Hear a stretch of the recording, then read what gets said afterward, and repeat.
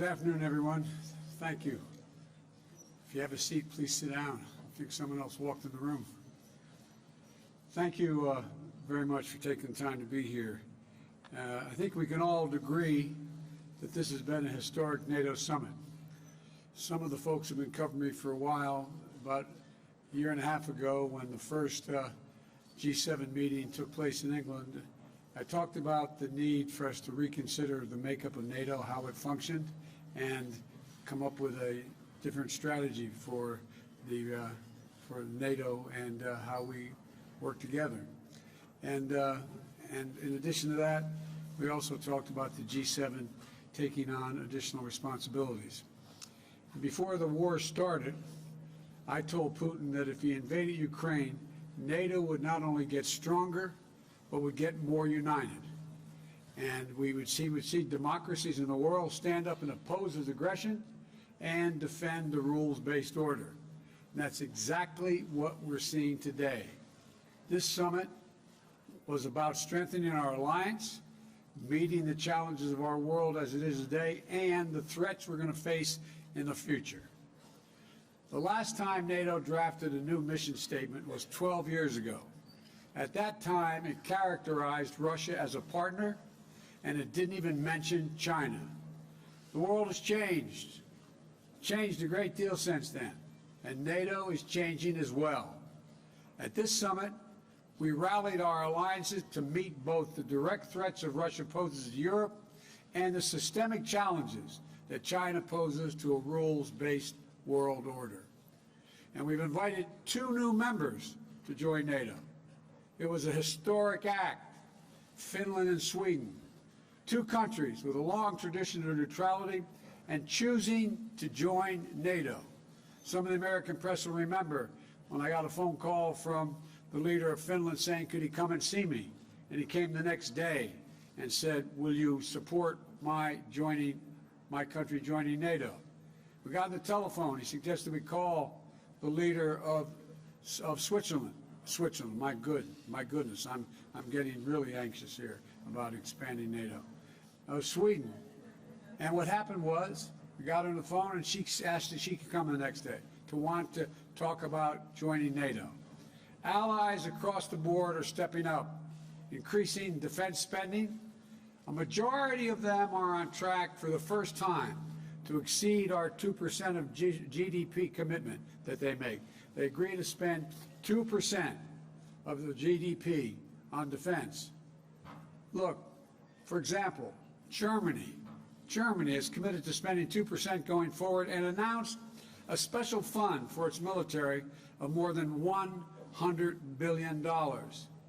Slovakia, the Czech Republic, and the Netherlands have announced they will also meet their 2% commitments. Poland, Romania, Estonia, Latvia, Lithuania are doing more than 2.5%, some as high as 3%. Together, deploying more assets and capabilities to bolster our alliances across all domains: land, air, sea, cyber, and space. We've reaffirmed that our Article 5 commitment is sacred, and an attack on one is an attack on all, and we will defend every inch of NATO territory. Every inch of NATO territory. For our part, the United States is doing exactly what I said we would do if Putin invaded. Enhance our force posture in Europe. We'll station more ships here in Spain. We're stationing more air defense in Italy and Germany, more F-35s in the United Kingdom, and to strengthen our eastern flank, new permanent headquarters for the Army 5th Corps in Poland. In addition, an additional brigade combat team positioned in Romania, and additional rotational deployments in the Baltic countries. Things are changing to adapt to the world as we have it today. And all of this is against the backdrop of our response to Russia's aggression and to help Ukraine defend itself. The United States is rallying the world to stand with Ukraine. Allies and partners around the globe are making significant contributions. Secretary Austin just brought together more than 50 countries, pledging new commitments.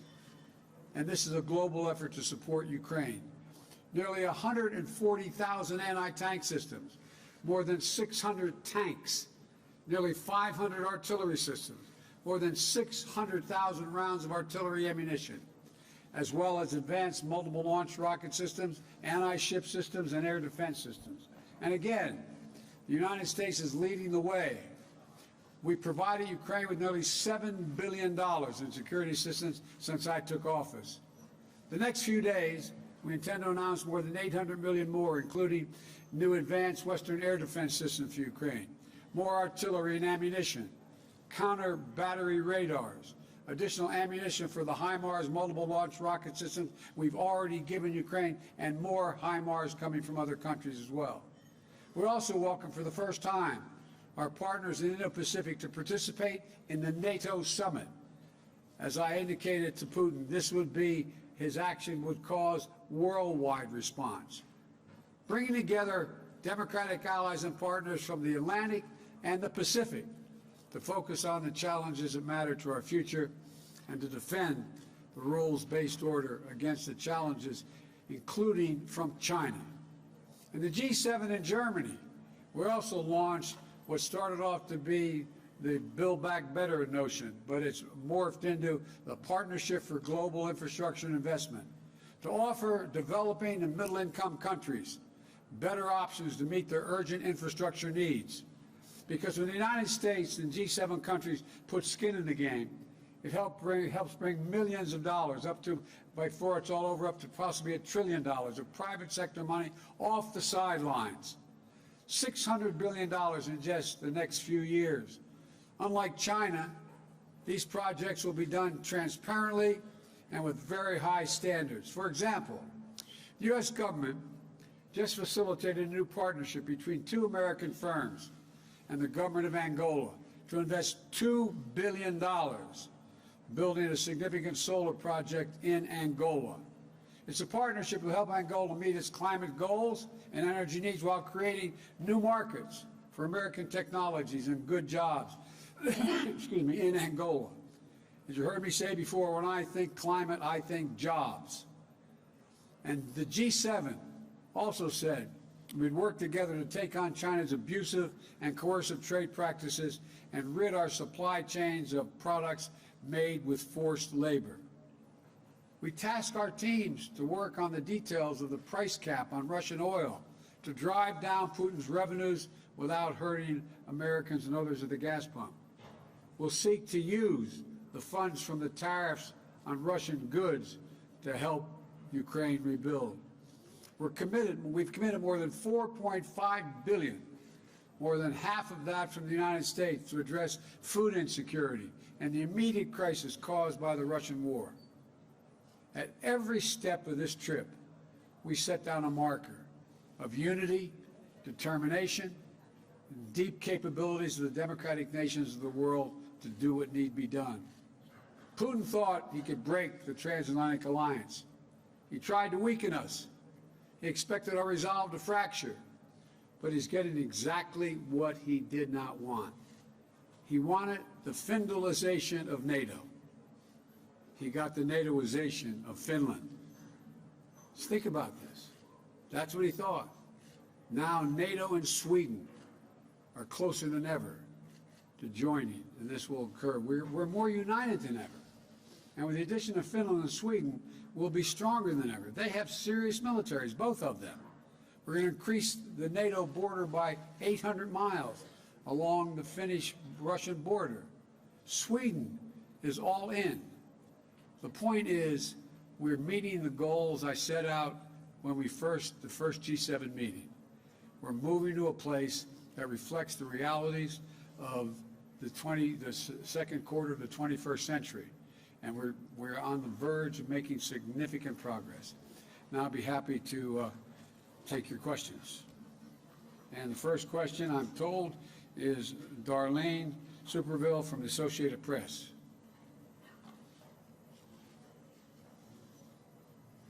Thank you, Mr. President. 2 questions, please. Of course. America is back was your motto at the first NATO summit last year, and you've come to this summit here and the one in Germany after the U.S. Supreme Court overturned constitutional protections for abortion, after the shootings in Buffalo and Texas, at a time of record inflation, and as new polling this week shows that 85% of the U.S. public thinks the country is going in the wrong direction. How do you explain this to those people who feel the country is going in the wrong direction, including some of the leaders you've been meeting with this week, who think that when you put all of this together, it amounts to an America that is going backward?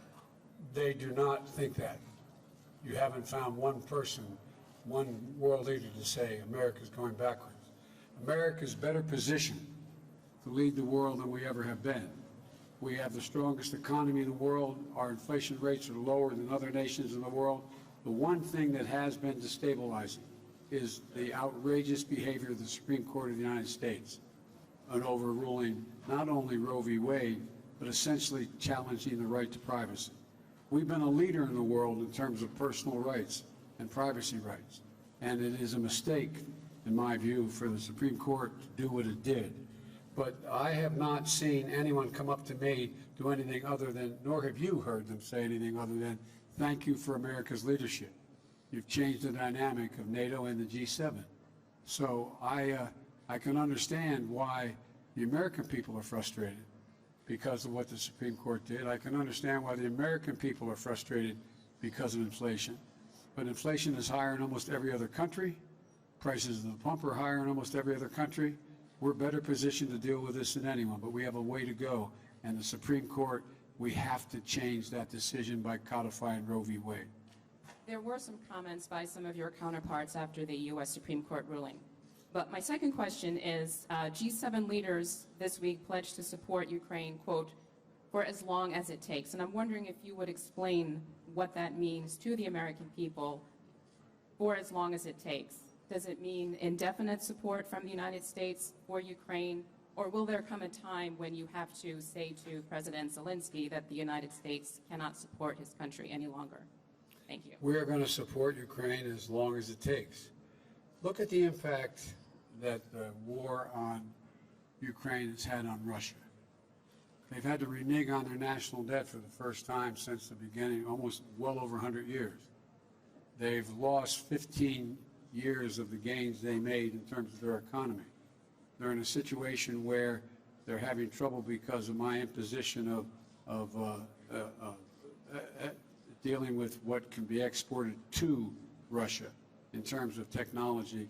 They can't even, they're going to have trouble maintaining oil production because they don't have the technology to do it. They need American technology.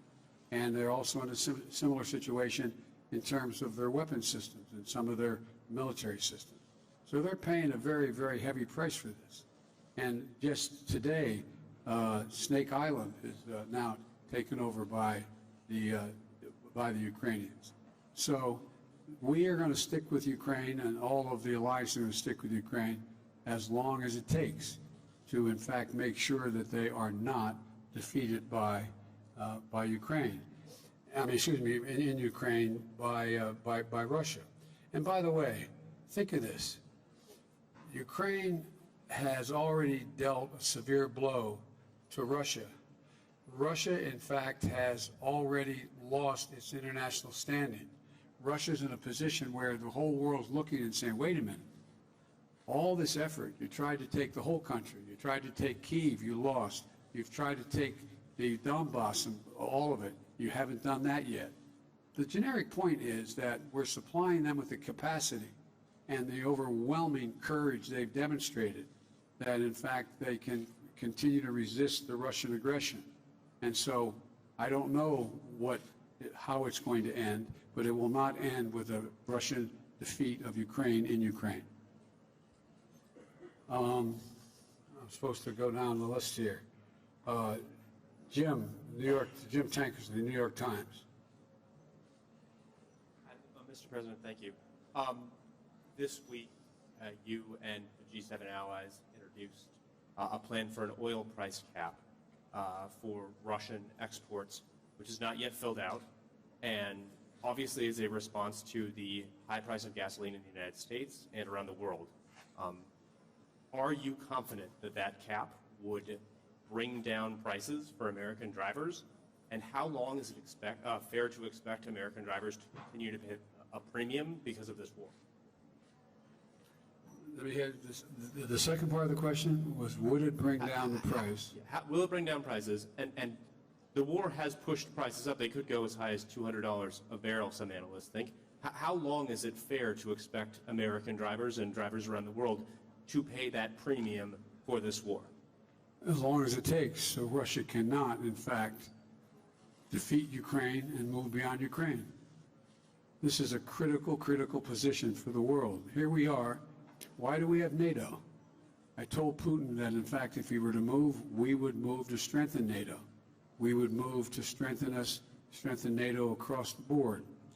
Look, let me explain the price. I suggested a while ago that what we should consider doing is putting a cap on the amount of money that we would pay for, the world would pay for Russian oil, and that we would not provide, the West provides insurance, would not insure Russian ships carrying oil. We would not provide insurance for them, so they would have great difficulty getting customers. The point is that we've said to them, here's the deal. We're going to allow you to have a profit on what you make, but not the exorbitant prices that you're charging for the oil now.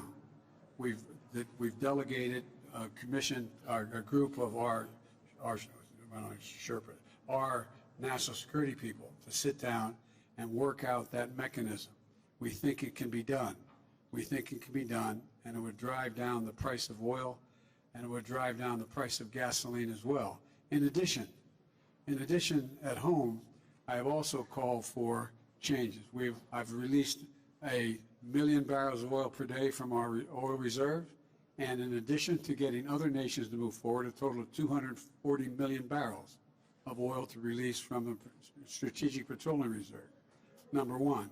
Number two, I've asked Congress, would they in fact go and temporarily end the tax on gasoline at the pump?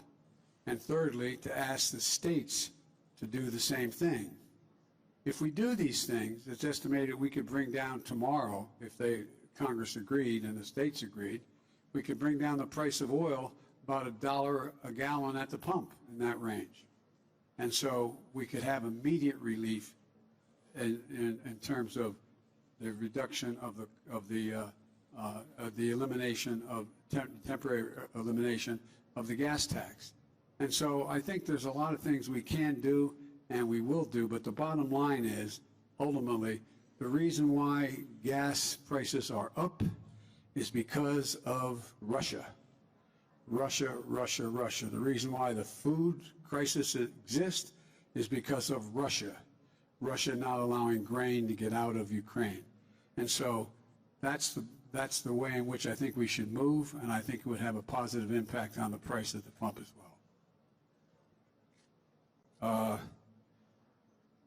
Jordan Fabian, Bloomberg.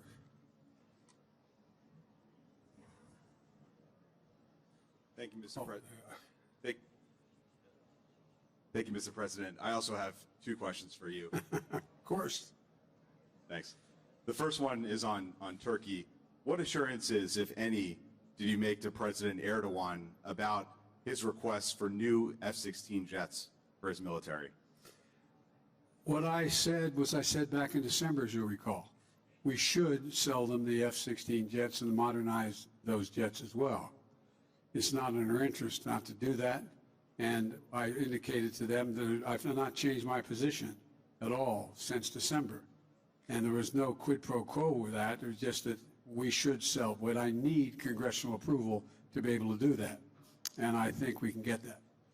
And my second question is on your trip to Saudi Arabia, which is coming up next month. As we just discussed, Americans are paying almost $5 a gallon nationally on average for gas. So do you expect to ask the Crown Prince or the King to increase oil production? And if so, how will you balance that with your desire to hold them accountable for their human rights abuses? Well, first of all, that's not the purpose of the trip. The purpose of the trip, first of all, I'm starting off on that trip in Israel. The Israelis believe it's really important that I make the trip. In addition to that, what we're trying to do is that G7, it's the Gulf states plus 3. And so I'm sure that it's in Saudi Arabia, but it's not about Saudi Arabia. It's in Saudi Arabia. And so there's no commitment that is being made, or I'm not even sure. I guess I will see the king and the crown prince, but that's not the meeting I'm going to. They'll be part of a much larger meeting. And what we're talking about in dealing with that trip is that before I go, I'm, as I said, going to Israel to meet with the Israeli leaders to affirm the unbreakable bond Israel and the United States have. And part of the purpose is the trip to the Middle East is to deepen Israel's integration into the region, which I think we're going to be able to do, and which is a good for peace and good for Israeli security. And that's why Israel leaders have come out so strongly for my going to Saudi. But the overall piece here is we're also going to try to reduce the deaths and the war that's occurring. I mean, there's a whole range of things that go well beyond anything having to do with Saudi in particular. But if you were to see the crown prince or the king, would you ask them to increase oil production? No, I'm not going to ask. I'm going to ask. All the Gulf states are meeting. I've indicated to them that I thought they should be increasing oil production generically, not to the Saudis particularly. And I think I hope we see them in their own interest concluding that makes sense to do. And, they have real concerns about what's going on in Iran and other places in terms of their security as well, all of them.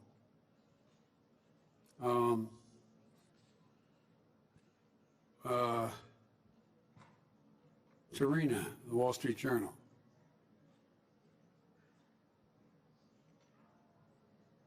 Thank you, Mr. President. I'm going to keep the trend and also ask 2 questions, if that's okay. One on the summit and one domestic question. On the summit, you just said that there would be another round of security assistance for Ukraine.